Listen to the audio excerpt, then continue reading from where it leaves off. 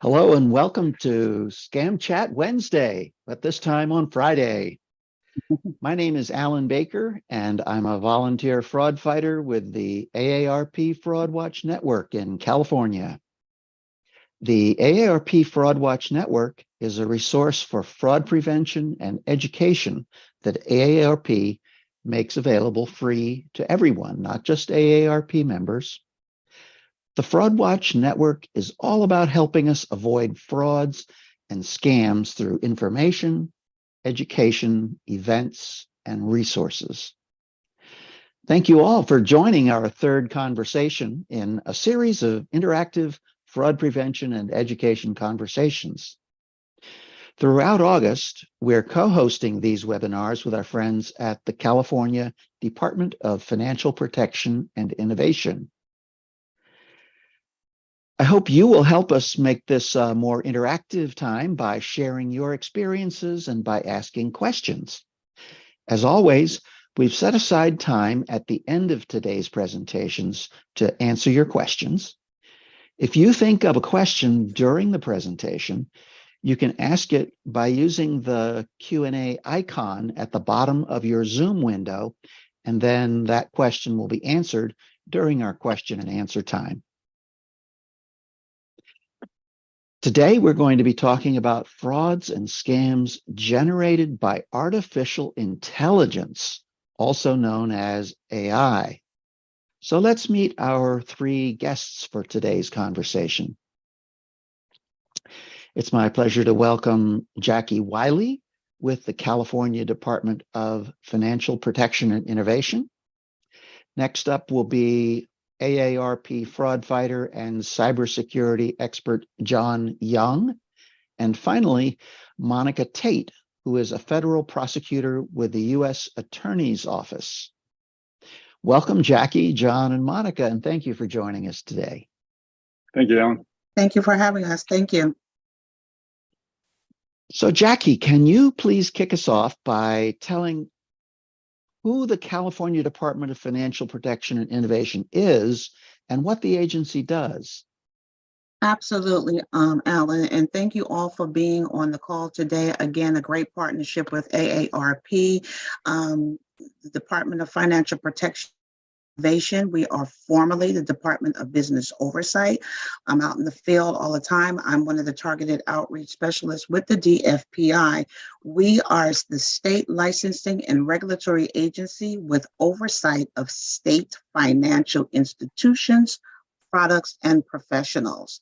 And what does that mean? We license and regulate industries such as broker-dealers, investment advisors, payday advance companies, escrow agents, mortgage services, student loan services, the PACE administration industry, debt collectors, now the credit bureaus. So it's a host of industries that the DFPI license and regulates. And you'll see the link on the slide there to get a full list if you're interested.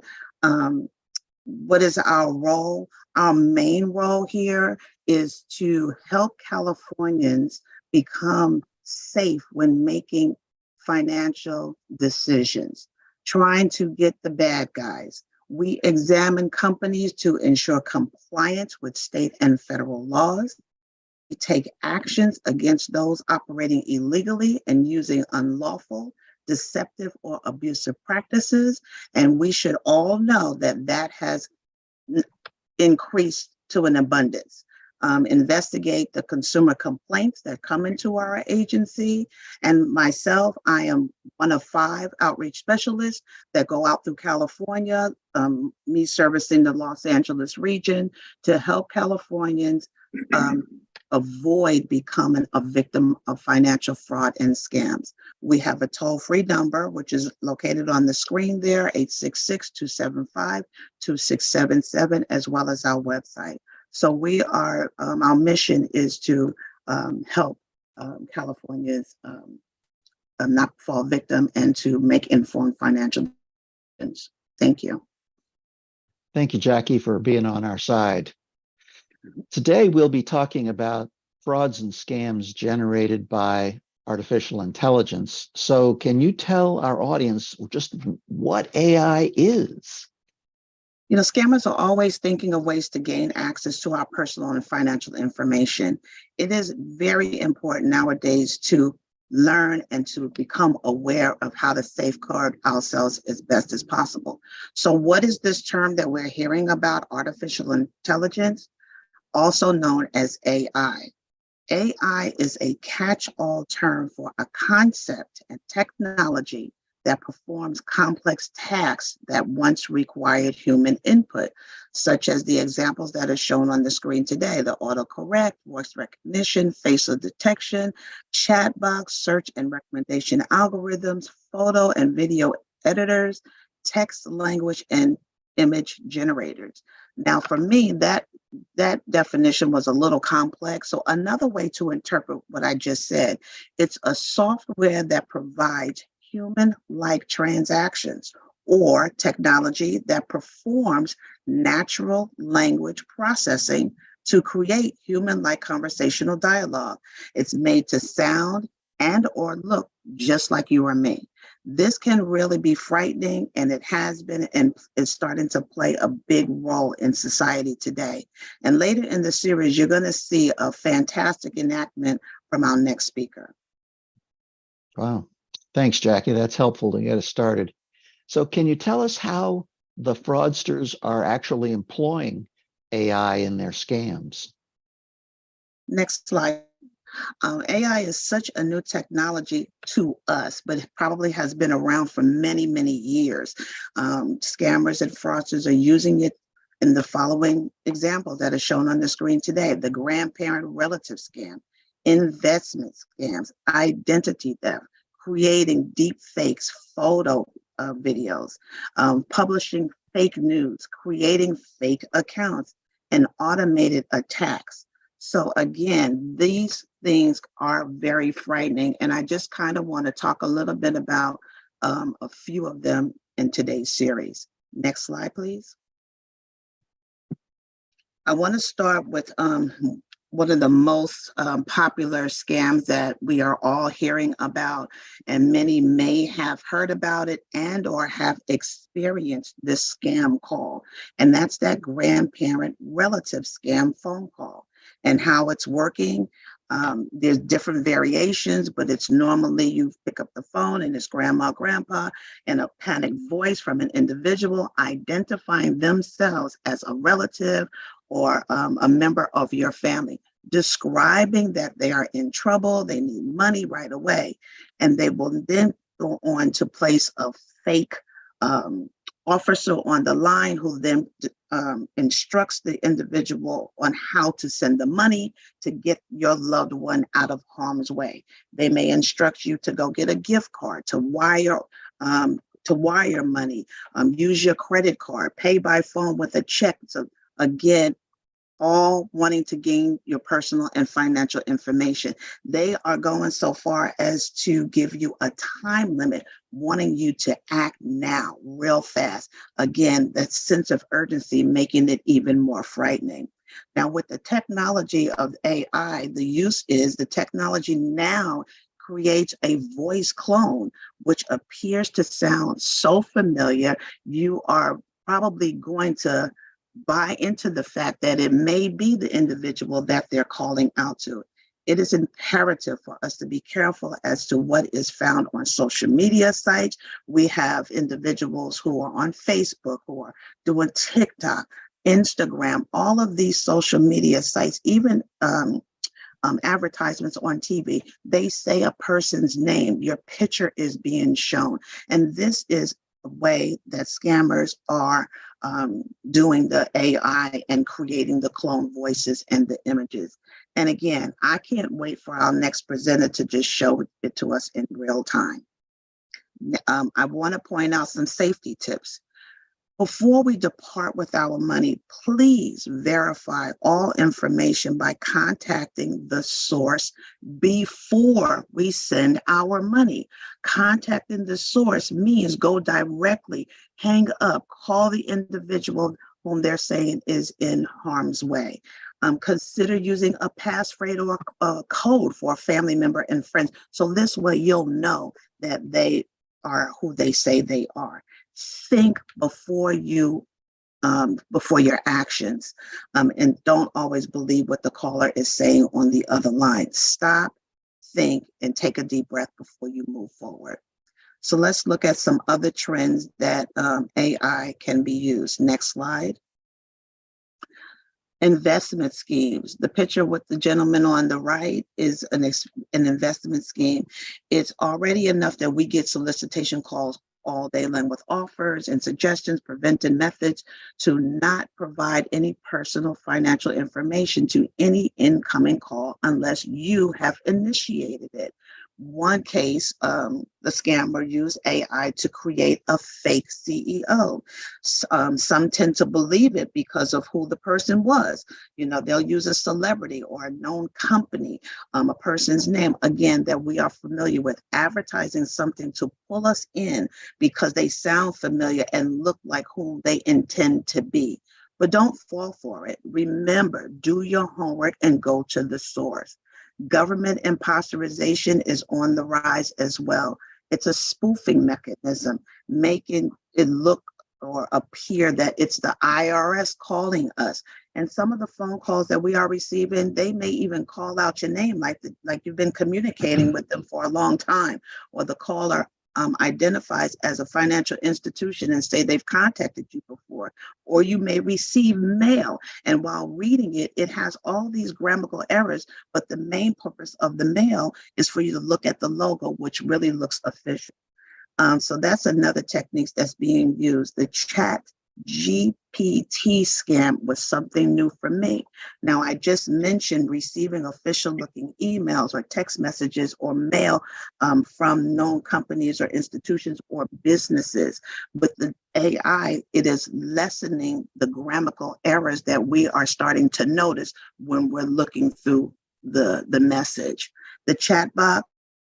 Now, when we're online shopping, you'll get the person that pops up in the corner asking for assistance. Please, the tips for these: verify all information before we send our money. And of course, we should all know by now, government agencies do not and will not call us. Don't click on links or messages that we don't know of. And the bottom line is just to go to the source. So what I just described, Alan, today is just the tip of the iceberg of how AI is being used. And the scammers are very creative. And again, with the next presenter, we're going to see how easily it is done and how we need to verify the information before we move forward. Yeah, that making sure that you're working with the right person is really important. Go to the source. So before we go to that demo, can you tell the audience what to do if they have been the target of a scam? Yes. Next slide, please. Let's just start with the fact that all calls, text messages, and emails, and even snail mail indicating that there's a problem, that there's an issue with our banking, anything that is of urgency, a family member in distress, they are all frightening calls. We have to stop, think, and take a breath before we move forward. Again, going to the source. But if you think you've been scammed, on the screen today, we have some contact and some resources. You can contact the DFPI. There's our website, www.dfpi.ca.gov, or call our toll-free number. Please ask before you move forward. And if you need to file a complaint, the link is displayed on the screen as well. Other resources are the Federal Trade Commission. It's www.reportfraud.ftc. And if it's pertaining to the internet, FBI is always a great resource. The IC3, which is, oh my goodness, I lost my train of thought. Computer complaints. So that's just a few of the resources that are available for those of us who think that we've been scammed. But first and foremost, please go to the source. Excellent. Thank you. So thank you, Jackie. Now let's welcome fellow fraud fighter and cybersecurity expert, John Young. So John, can you show us how some of the AI scams that Jackie described actually play out? Sure, Alan. Let me give our audience a little background first.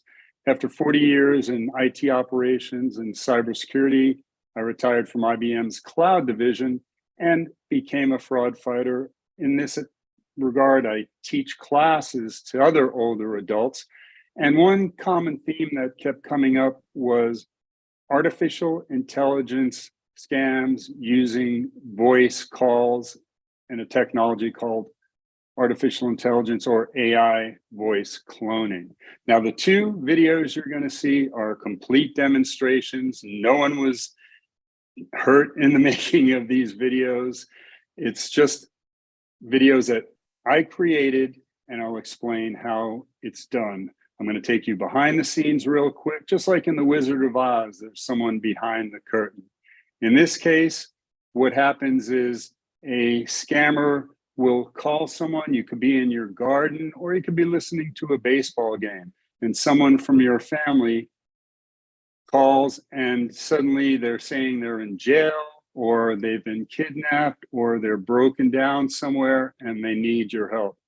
The truth of the matter is this: behind the scenes, the scammer has gone on Facebook or YouTube, and they've copied the voice of someone in your family. Then they've used an artificial intelligence program to actually say the words from a script. And that's what I've done in this case. I've used the voices of younger people, and then I basically had the voices say what I wanted them to say. And this is what's going to happen to you or your friends. And I've gotten a lot of feedback from my students that this has been on the rise. So in this case, it's not an imitation or impersonation of their voice.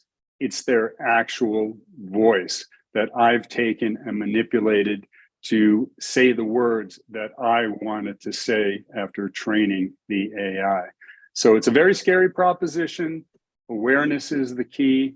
And let's watch the first video where a grandson is supposedly in jail, calling his grandfather for assistance.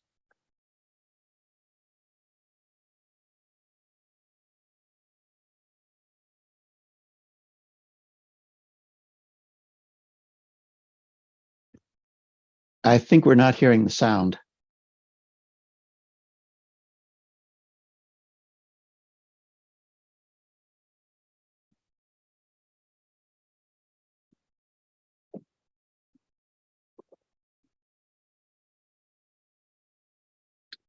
Well, folks, let me give a little background while we're working on the sound here. The person you see sitting there with the computer. Grandpa, this is Josh. My friends got into a fight, but when the cops came, they took me in too. I didn't do anything, but I'm in jail. When did this happen? I really don't know what to do. They're taking me back to the cell. Please, my lawyer says she only has a couple of minutes to talk. Put her on. This is Allison Bell. I'm a public defender with the San Jose office. We live in LA. What's he doing all the way up there? Apparently, Joshua drove here with his friends and got into a bar using fake IDs. His friend hit another customer over the head with a beer bottle, and the police took all of them in. Joshua has 2 charges against him. One is underage drinking, but the other is felony assault. But what can I do from down here? Unless someone can post a $5,000 bond for him, he'll be spending the weekend in county jail. He won't go before the judge until at least Monday afternoon or Tuesday, depending on how many cases there are in front of his. He said his father would kill him, but he also said you were the only one he could trust to help him. Can I bail him out using my credit card? Yes, if you can come to the station in person. It's impossible. I'm over 300 miles away. The only thing you can do then is a wire transfer from your bank account. How much is his bail again? It's a $5,000 cash bond. Okay, I can do that. How do I send it? Joshua gave me your cell phone number. I'll text it to you. You only have about 30 minutes before they shut down the system. Tell him I'm leaving for the bank right now. Thank you. Okay, let's go over that real quickly. As you saw, there was a grandfather who gets a call that their grandson is in jail. They only have 30 minutes to get them out. There's a sense of urgency there. And the person you saw sitting on his bed is the scammer. And he used a male voice and a female voice. So it doesn't matter what voice they're using. They can make it sound like anybody. Now, in this particular case, you notice that they say they need him to go to the bank. Now that's to create a wire transfer. Once a wire transfer is done, for the most part, they're gone. They're never going to see that money again. So you've really got to do what Jackie said and push back and ask for a code word or a code phrase or a shared experience that only a family member would know. But again, all of these voices were created by me. None of them were actors or anybody saying this sort of thing. So that's how easy it is to create this using free software that's readily available. So the next video we're going to watch is a granddaughter this time who's supposedly been kidnapped.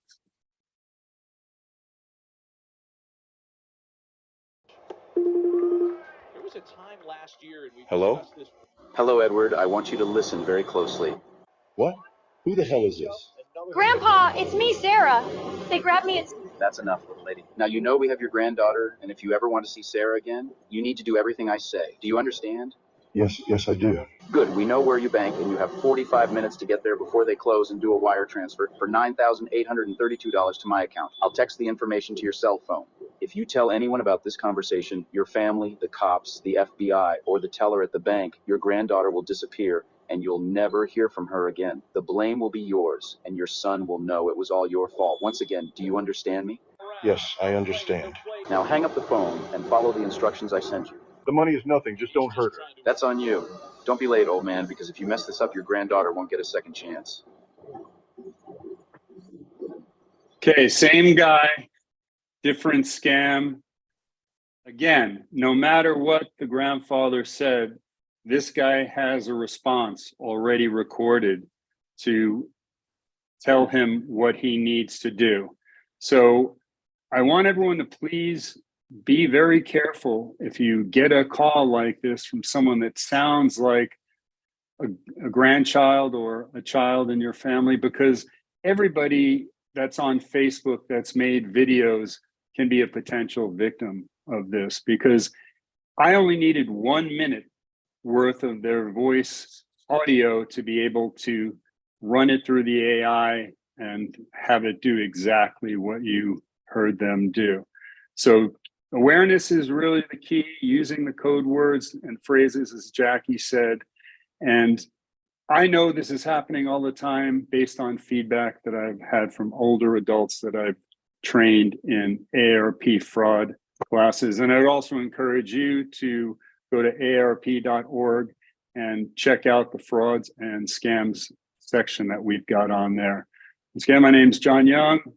Thank you for watching. And if you have any questions at the end, I'll be here to answer them. Alan, take it away. It's back to you. Oh, thank you, John. It's pretty amazing to see how the scammers can clone one's voice to scam a close relative like that. Please stick around, John. I'm sure our audience will have questions for you, and you can put those questions into the Q&A box at the bottom of your Zoom screen. Now let's hear from our next guest, Monica Tate. Welcome, Monica. Monica is a federal prosecutor with the United States Attorney's Office. So to begin with, Monica, tell us about your role at the U.S. Attorney's Office. Thank you. Good afternoon, everybody. Yes, before I begin, I should say that my comments today are my own and don't necessarily reflect the views of the Department of Justice or the U.S. Attorney's Office or the United States. I appreciate the opportunity to talk to you about what we do at the U.S. Attorney's Office in the area of anti-scam prosecutions. So the United States Attorney's Office in Los Angeles has a very broad reach through 7 Southern California counties, ranging from San Luis Obispo in the north to San Bernardino and Riverside counties to the south and east in Orange County as well, and of course LA County and Ventura. So we have a very large range, and what we do on the criminal side is we investigate and prosecute federal crimes, including some of the crimes that you've heard about today. I am a prosecutor, so I investigate along with federal agencies like the FBI, the IRS, and many others. to see if we should bring charges against people that we identify as being involved in scams. And if we do charge, then we bring them to court and try to bring them to justice. We also try to achieve financial recoveries for victims of those crimes, which is sometimes very difficult, as John just mentioned, especially when victims lose money via wire frauds. Alan, next slide. So I'm just going to start, and I wanted to talk to you a little bit about my perspective on AI scams. I have personally prosecuted grandparent scammers and achieved some healthy sentences for grandparent scammers, but that was before they had the tools of AI. That was when grandparent scammers were just cold calling people on a phone from a boiler room in Canada. And they didn't have the amazing and horrifying tools that John just demonstrated to make things even more realistic. And I know those illustrations were very sobering and scary.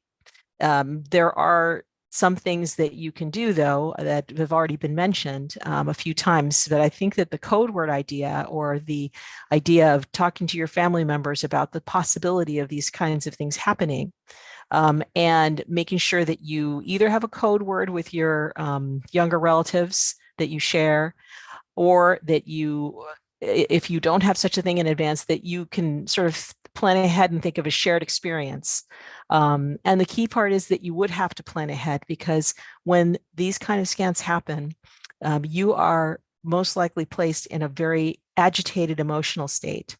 And if you haven't prepared for it in advance, it may be difficult for you to wrest yourself out of that and to think clearly, because that's the whole point of these scams, which I'll address a little bit more in the presentation. The next slide, please. So yes, AI is scary, but it is a scam. Their scams are the same scams as we've had for a long time.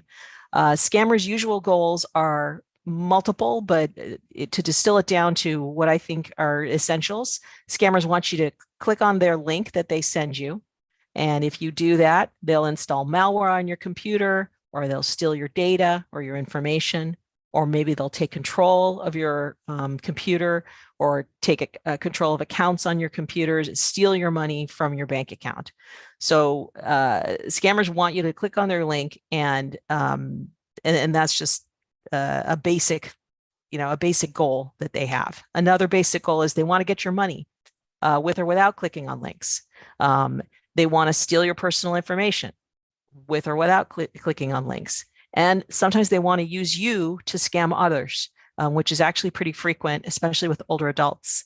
Scammers try to recruit people by lies to transfer money for them, and to act as money mules in their scams and serve as a conduit to receive money from other victims and send it along as directed by the scammers. So those are four basic goals that most scammers have, one or more of those goals. So what AI means is that the scammers have the same goals, but now they just have new tools. Next slide, please. So as an example, I just want to talk about another thing that Jackie alluded to, which is that in the case of, for example, phishing scams, AI plus a scammer means better targeted phishing emails. And I'll explain what that is in a moment. Next slide, please. So a phishing scam is broadly when you receive an email or perhaps a text message that contains a link in it, and you're tricked, the scammer is trying to trick you into clicking on that link. So sophisticated scammers are going to target you personally. In other words, they're going to maybe have researched who you might be, maybe researched where you might bank, and they'll send you something that that seems to pertain to you, seems to be from something that you recognize, and their whole purpose is just to get you to click on that link. Maybe they take information from your social media page, from your friends' posts, other public information. Maybe they've gathered a lead list of potential email addresses, and you're on it, of people who share certain characteristics on social media, Who knows how they got your information, but again, they're going to send you a communication to try to get you to click on a link. One frequent example that you read about in news reports is, especially since the pandemic, is job opening scams in which people are contacted by email with a promise of a potential work at home job or an online job. And then there's a link in that email. Other varieties of the work at home scam might not have a link in the email, but it's still a scam because they're targeting you and they're offering you what sounds like a good online position or a good sort of job, and they're encouraging you to just reply back to them and engage them in conversation. Ultimately, they're going to want to steal your money, but maybe the link isn't in the first email. Next slide, please. So we used to give the advice that when you look at a text message, or especially if you look at an email, you should check for poor spelling, or you should check for bad grammar, because that could be a sign that this is a scam. And that indeed was something that you would see in the past. But as Jackie mentioned, a scammer plus AI means they don't have to just know good English. How about that good English? They don't have to speak well. They don't have to write well. All they need to do is run their text through an AI program to do spell correct and even grammar correction, and come out with a very well written solicitation, especially for one of those longer job solicitations. So that's one way that AI could be used in order to make a scam more effective by improving grammar and spelling. Next slide, please. So while that piece of advice, in other words, look for bad grammar, look for poor spelling, that might be outdated. I mean, it certainly still is good advice, but it may be somewhat outdated because of AI. Some of the old advice is still useful. Again, beware of clicking links in any emails or any text messages. For example, I will tell you that personally, when I receive an email, even if it's from my bank, which I think it's really from my bank, or from some other vendor that I know, I do not click that link in the email. I go out to my browser and I go to the website that I know that I have used before, and I go on and see if there's a message or a notice or whatever, or some piece of information for me, because I'm not clicking links in emails. I also don't like clicking links in text messages, except in very rare instances when I know that I requested the link immediately before. Again, other things to look out for. This is other advice, in addition to don't click on links. If the person that you're dealing with, especially in the sense of a job scam, is offering a job that is completely online, the interview is conducted online, it's by chat or by email. Sometimes people do email interviewed questions and you email the responses back. This is a red flag. And especially when the salary that's being offered is out of line, it's high, it sounds really good. These are red flags that you're maybe being subjected to a scam that ultimately will end up costing you money. Next slide. So other advice to spot red flags is also, again, requests that you open new bank accounts. If you receive any kind of a solicitation, like, for example, something related to an online job that says to you that part of your job is opening bank accounts, then that is a red flag, because what you may be being asked to do is to open bank accounts in order to receive and then retransfer money for the scammer, and thus turn yourself into their assistant. Beware of giving your bank account number for any alleged job for remote work that tells you that, oh, well, we're going to direct deposit you, so you need your bank account number. Again, if all the other things haven't made you think that the situation is suspect, this one should give you pause. Now, what are alternatives? You could open a separate bank account just for this purpose to make sure that it's legit, and don't commingle it with your main bank accounts, let's say. So that's one way you can deal with it. Another aspect of job scams that I've seen is checks or payments are provided to the alleged employee. and the alleged employee is instructed, hey, you're going to get a check by FedEx or however other means, and you need to use that check to buy some computer equipment or buy other things, and we're going to give you a little too much money in that check. And they tell you, so just send the rest of the money back to us once you deposit it. And basically that's another kind of scam, because the checks are fake and the scammers are relying upon a delay, a float period between the time a check is deposited and the time it actually clears in the bank, in order to get you to send them back money, and then you find that the check that they gave you in the first place is going to bounce. So that's another red flag in a job type scam. Next slide, please. So some overall hints for spotting scams. Next slide, please. And I think that both John and Jackie has hit on these already in our presentation here. So urgency is a big thing. So like with the grandparent scam you see, there's an urgent problem. It has to be resolved right now. You have a time limit that you're being given and you have to act immediately. So if you find yourself in that situation, this is a red flag and you need to stop as hard as it is to make sure that you're thinking clearly. Things that are not in person, this is also a red flag. When you're being asked to do something urgently and the person is a stranger to you, or the person asking, and the contact is not in person. Payment methods. If you're asked to send anything by a gift card or a wire transfer or cash, these are huge red flags. All three of these payment methods, and also Bitcoin as well, all of these payment methods are very much associated with scams. And so these are also red flags. No matter what kind of scam it is, it goes across scam types: grandparent, lottery, job scams, any of the scams that Jackie talked about in her presentation. And finally, secrecy. And this is definitely illustrated in the second video that John showed. Don't tell anybody about what happened. This is a special opportunity just for you. This is confidential, or if you tell someone, someone's going to get hurt. That's the other extreme. This is a red flag. This is something that is a hallmark of a scam.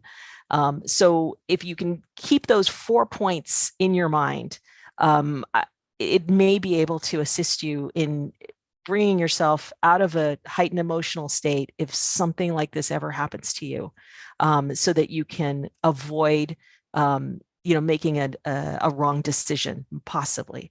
But it may not work, and it may happen to you, and it may have happened to your friends. It's happened to a friend of mine, actually, who was an assistant U.S. attorney at my office. The scammers are professionals. They try to catch you on your bad day. They call tons of people every day, or they contact tons of people every day, and they're just trying to catch you when you have your guard down. Maybe you've had a death in the family recently. Maybe you're worried about something else. And they are professionals and they're crooks. If this happens to you, that means a crime has happened to you, and you should not be ashamed of having that experience. It's not your fault. You have been targeted by a criminal. I just think that that's something that people shouldn't feel bad about themselves when this happens to them. Next slide, please. So if it does happen to you, it is important that you report the scams. The next slide, and I'll talk a little bit about why and who to report to. So I recommend that you would report an AI type scam to the FTC and to the FBI. There's separate reporting systems. FTC is the Federal Trade Commission, and I've listed the information up there on the top line. And then there's IC3.gov, and IC3.gov is not just for, say, computer scams, but it's for pretty much anything that touches the internet. IC3.gov is run by the FBI. And it collects reports from people all over the country who unfortunately have either experienced, or maybe there's been attempted scam But you can even report attempts that you luckily did not pay any money for, but you can even report that to ic3.gov, and that can be helpful. So when you do make those reports, you should, be aware that, it's not necessarily the case that you're going to be called immediately. And in fact, you may not be called, but it's important nevertheless for these things to be reported. And I'll talk a little bit more about why. Now, in the immediate aftermath of a scam, what should you do? If you have wired money somewhere, as John says, it's true that the money may be gone, but there may be some way to recall it. There may have been some delay in the process. Perhaps the bank noticed that it was a suspicious transfer. So call the bank. Call your bank and see if you can try to get it back, and do that before reporting it to anybody. If it's a gift card scam, call the issuer of the gift card, or the place, probably the issuer of the gift card. Sometimes you can buy a gift card for, let's say, Target Corporation. You can buy that at Home Depot. I wouldn't call Home Depot, I'd call Target Corporation in that instance. See if you can get the gift card frozen. It's possible. I have seen instances where victims have been able to freeze their gift card. You have to act really fast. You can contact your local police as well. But at least these are the ways to address the immediate aftermath of the scam. Within hours of something happened, you can do the things that I mentioned. So the next slide, please. Afterwards, yes, here are the screen shots of what the ftc.gov and ic3.gov look like. I'll put on my glasses here. And all you do is you click on the various buttons there on the two websites. There's also a phone number for each of these, I believe, that you can call in. If you go to the website, you can get the phone number and you can report that way as well. Next slide, please. So it's important when you do report to report details like email addresses. Let's say you received a phishing email or some kind of an email involved in the scam. You report phone numbers as they appear on your phone if you do have a caller ID, for phone numbers you were told to call, websites you were told to visit or that you did visit. Banking information, the bank accounts to which you were instructed to send money, if that's how it happened, or if you sent it by gift card, the gift card numbers. These details are important. Sometimes, and I've done this many times myself in my work and the agents I work with, we review these complaints, and you may have filed that complaint a year ago, but the fact that you called a certain phone number or the fact that you used a certain gift card number, it may end up a year later even that number becomes important in an investigation. And so we actively search these platforms, IC3, FTC, to see if we can find matches to things that we are investigating now. And it may lead to prosecution. It may not lead to recovery of funds, unfortunately, but it at least may lead to prosecution of the people responsible. And that is absolutely my experience. Next slide, please. And that's the end. I appreciate the time. Wow. Thank you, Monica. Sobering stuff. But we thank you for sharing the tools that we need. So now let's take some questions from our audience. You can either type your question into the Q&A using the icon at the bottom of the Zoom window, or use the raise hand icon that's also at the bottom of the Zoom window. And we are live streaming, so don't reveal any personal information in your question, and do make your question brief. So let's begin with a question from the Q&A. Jeff asked, please give us an example of a code phrase or a code word to use with a scammer. I could take that, Alan. Great. You could have something in your family that everybody only in your family would know. You could say Paris 2023. So that would say, okay, we know we were in Paris together in 2023. Or you can pick a color and a number, something like that. but it needs to be simple so people could remember it. And it's good that it would be shared experience among the rest of the family. And I have a pretty interesting thing that just happened where a lady in one of my classes had a clone call come to her, but they called her grandma, but the children all called her Nana. So she knew instantly that it couldn't have been the grandchild because no one calls her grandma. They all call her Nana. So if someone in your family has a nickname, ask for that particular nickname. Something that's not on social media if you can possibly help it. But there's such a wide range of code words out there that it's impossible for a scammer to pull one out of their hat, out of thin air. So something that the rest of the family will easily remember. And like I said, look for those tips when they're talking to you, as in using the wrong name for a grandfather. My brother is called Pop Pop. So he knows if anyone says grandpa, that it can't be them because they all call him Pop Pop. So anything like that would be a key indicator to look for on a good code word. Great, thanks. We have a hand up from AJ. AJ, can you unmute and ask your question? Hello, meant to send a chat, but hands up and verbal is good. We heard the kidnapped girl speak with a great deal of emotion. I understand about cloning text into creating sentences, but how does AI recreate the emotions of someone sounding frantic? That's a great question, AJ. And the reason why AI is so tricky is it just doesn't flatly say the words. And there's a wide range of things that someone like me could do to tweak it. Okay, I could make, there's two settings for stability and clarity. I could lower the stability to make her voice sound shaky, and I could raise the clarity so that it's easily understandable. I also, in that video, you may have picked up on it, I sped up her voice another 20%. So it sounded like she was speaking very frantically. So that was a good catch. Excellent, thank you. Doreen asked in the Q&A about applying for gig work from various places. What's a safe way to get gig work online without giving out sensitive information?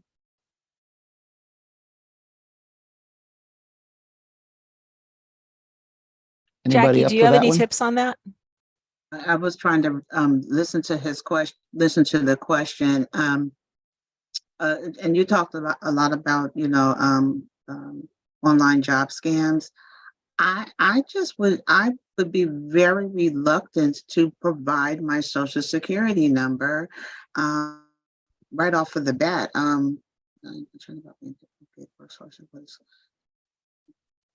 I for freelance work and and if it's not in person, if I'm me about the social security or my personal information online, I'm very reluctant to not provide that. Good advice. Yeah. This is Monica. I think, like I was suggesting, I mean, if I have friends who do gig work and I had, I don't have any particular experience, direct experience, but just common sense tells me that you don't want to give out your main bank account number to somebody you don't know. So if you wanted to establish a separate bank account, which is kind of like your throwaway bank account where, maybe you only have $5 in it, and then you can, establish that for a little while and see how the relationship goes, and then switch things over if you want or not, or just transfer it over between your two bank accounts because it's not difficult to do that, then that's something that I would do. You shouldn't have to give out any sensitive information on a freelance gig type job. I guess maybe if somebody claims they're going to 1099 you, perhaps they ultimately would need your social security number. But again, as Jackie says, I would be very cautious about giving any of that information out. to somebody that you don't know, to somebody who is not in person, to somebody that maybe reached out to you or that contacted you online. And so it's just a risk, and you'll have to decide whether you're comfortable with that risk. Good, thanks. Fred Granich, can you unmute and ask your question?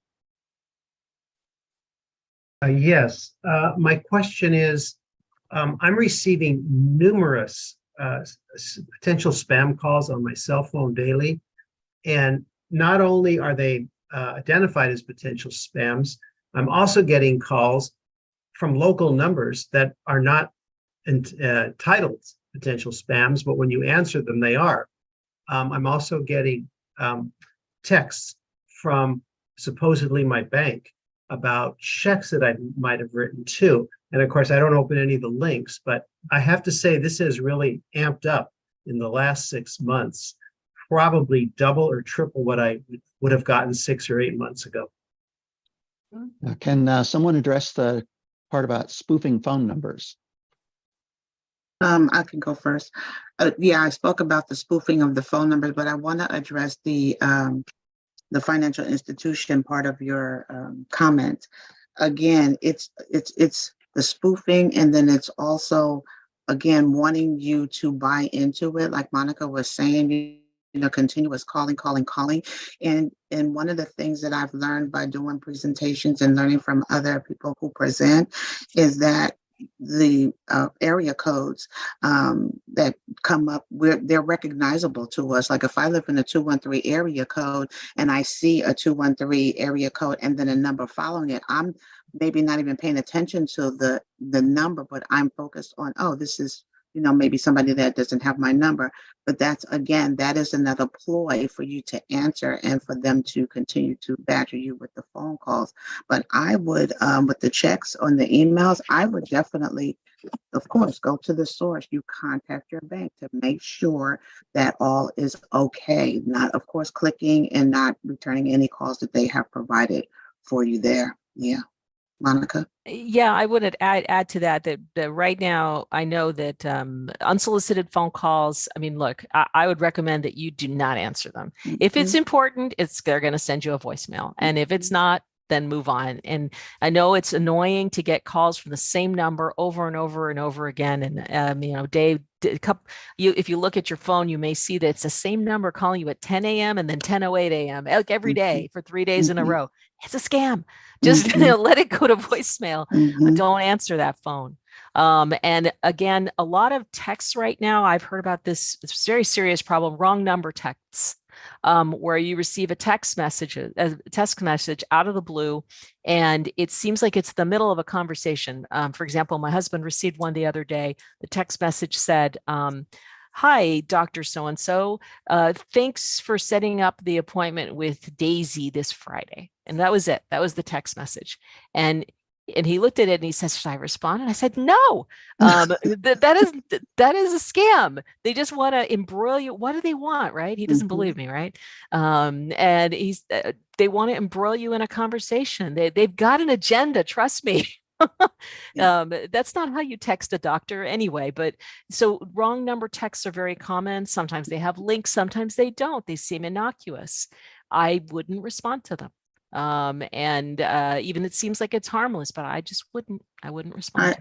I agree with Monica, and the ramp up is going to continue to ramp up even more. It's a ploy, like she said, to catch us off guard, And I get the same thing. I just got a phone call just now while we were on the series, and it was a recognizable area code, but I don't know that number, and it did not show up as spam risk. So we're getting twofold, but again, not answering it. Yeah. Good. Yeah. Alan, can I add to that with Sure. a bit of useful information?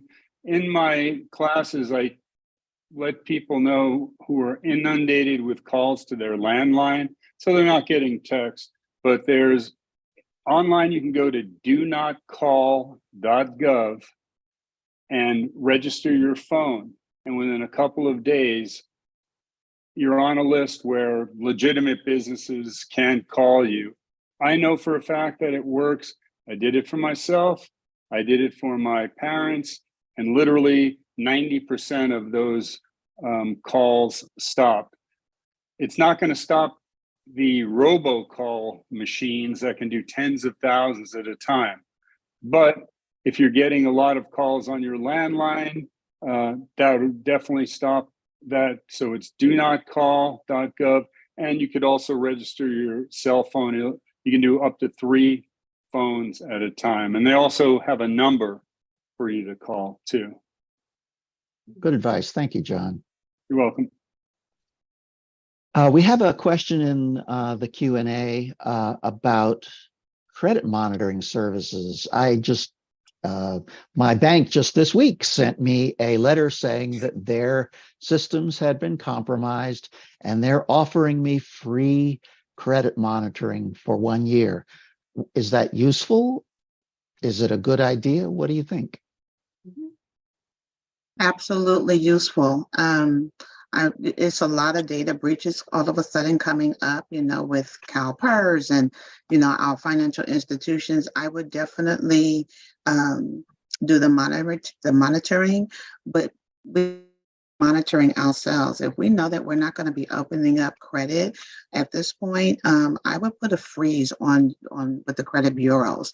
And that's, if and when you need to use your credit or opening up new credit, you can simply lift that. So that's one thing. And then with financial institutions, one of the suggestions that I would make is put an alert. So if someone makes a deposit or a withdrawal in a certain amount of money, they're going to alert you, the bank. So freezing is important, and putting an alert for your own peace of mind is a suggestion. When we put freezes on with the credit bureaus, it stops an individual who is trying to open up new credit in your name, becoming you. That's how identity theft starts, but it doesn't protect our current credit. So we need to be mindful of that as well. But putting a freeze on it is what I would do, and take up the offer if there's been a breach. But before you respond to it, contact your bank to make sure that it was a reputable letter that came from them. Thank you, Jackie. Alex Olvido has his hand up. Alex, could you unmute and ask your question?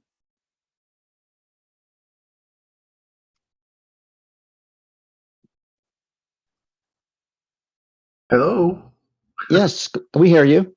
I could swear I didn't. I must have hit the wrong button. But I was prompted to either keep my microphone on or stay muted, and I chose stay muted. I'm not sure. Okay. Sorry. No problem then. Anna Maria, do you can you unmute and ask your question?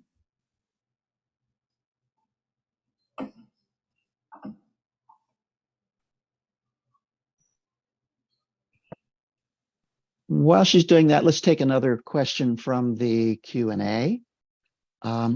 Mary had a question about, or an example about how her relative lost money using Zelle.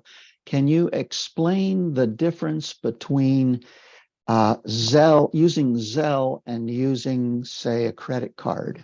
I can do that. So yeah, Zelle is a platform that's used by some major banks, and in my view, this is my own personal opinion, it's a dangerous thing sometimes, because the money comes straight out of your bank account if you make an error in sending a Zelle transaction to somebody else. And it's very difficult to recover that money, even if you've been defrauded, because the bank may say, well, you did press send, right? You did intend to send the money when, and I have heard reports of people having great difficulty in getting their money back. So the credit cards have protections built in. And in most instances, I think you can't be liable for an unauthorized charge if it's more than $50, as long as you report the unauthorized charge within a certain kind of generous period of time. I think it's about 2 days. So I always recommend to everyone to do not pay by debit card and do not pay by Zelle if you can avoid it. If you can put it on a credit card, you will have protections in the event of an unauthorized charge, as long as you are responsible and looking at your bill. And you don't have those protections if you send something by debit card, if you pay by debit card, or if you pay by Zelle. That they didn't protect you. American Express. That's really shitty. They said because I knew that I was sending the money. Well, that they couldn't do anything about it. Okay. They said if it wasn't you that I sent think it. they're talking amongst themselves. Oh, Yes, I sorry. think if you could be muted. I have one amendment to Oh. something that I said. Okay. Yeah, it was. I didn't know I was on. I'm sitting here with my daughter right now, and it's about the scam with the rental. They were just saying that the credit card didn't protect her as well, because they said that she. What did they say? That you knew you were being scammed or something? What did they tell you? But in the end, they didn't protect her, that they didn't refund her, even though she was scammed, and she let them know right away. And this was American Express, and I'm really surprised. I mean, I get it with the Zelle that they screwed her, and that was that. But you know, and I didn't know anything about this. I was surprised. I didn't know that this was a scam as well, a potential scam with people giving deposits on a place that they wanted to rent, and there was photos of it and everything, and there was an address, and it looked legit, and we had no idea. You know, I would recommend, if the credit card company made their evaluation and they decided that they, didn't agree, then I would recommend that you still report that to FTC, and also probably to Jackie's organization, because it may be that it is possible that there's some sort of a trend going on, perhaps not. I think that is something that you should report, especially if you feel that you had a justified claim of the vendor not giving you back, giving you services you paid for. Okay, and what is your website, Jackie, that we should report? We're going to come right to that in a moment. Okay, great. Thanks. Thank you. Before you close out, Wow. Alan, Yes, before you Jackie. close out, I just want to say one thing with the Zelle. The DFPI is regulating various types of money transfers, and that's what Zelle is. And I'm hearing a lot of people receiving text messages asking them, did they perform or did they send a certain amount of money through Zelle? Press yes or no.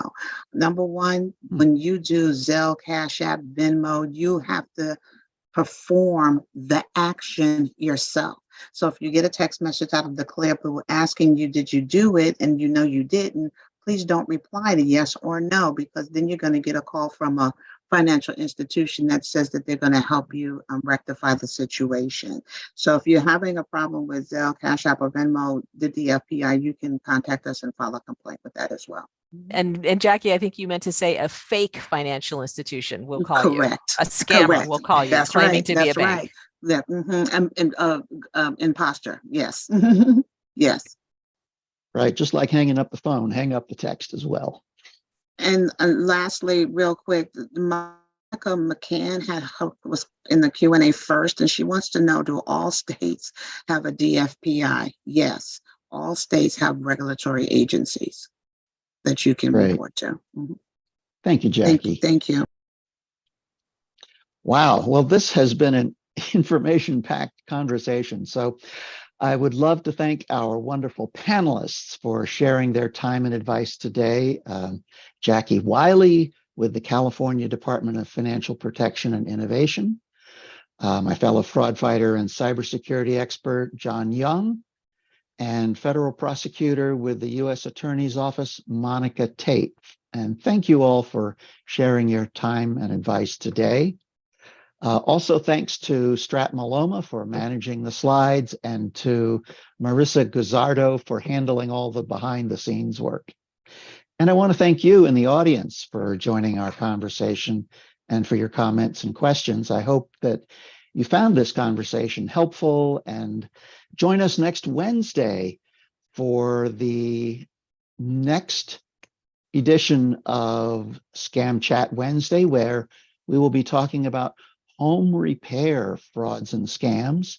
And you can sign up for that by visiting aarp.org/CA and then click on Scam Chat Wednesday. Meanwhile, if you have questions about fraud, you can contact the AARP Fraud Watch Network at 877-908-3360 or visit us online at aarp.org/fraudwatchnetwork. And the Department of Financial Protection and Innovation link and phone number are also on your screen.